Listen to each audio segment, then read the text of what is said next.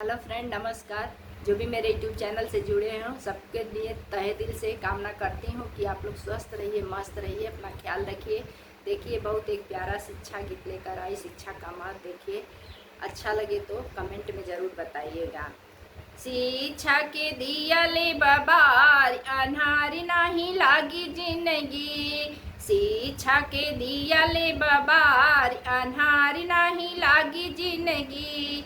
अन्हार नहीं लागी जिंदगी, अन्हार नहीं लागी जिंदगी।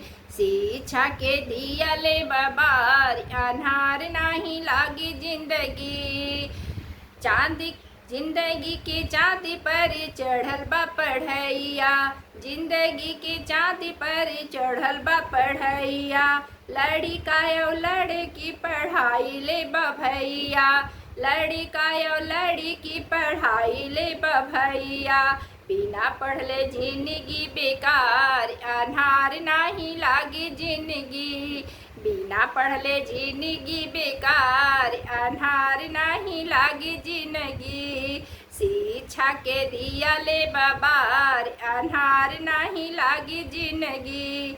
नाही तू पढ़ावत अनपढ़ कहैबा, नाही तू पढ़ावत अनपढ़ कहैबा। कबले कलमिया से तू डेरैबा, कबले कलमिया से तू डेरैबा।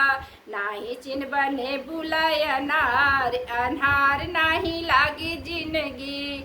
नाही चिन्हबने बुलाय अनार, अन्हार नहीं लागी जिंदगी।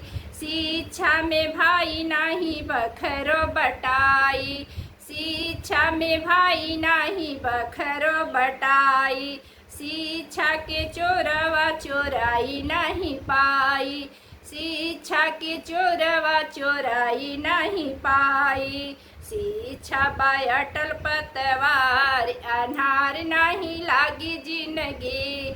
शिक्षा बाय अटल पतवार, अन्हार नहीं लागी जिंदगी।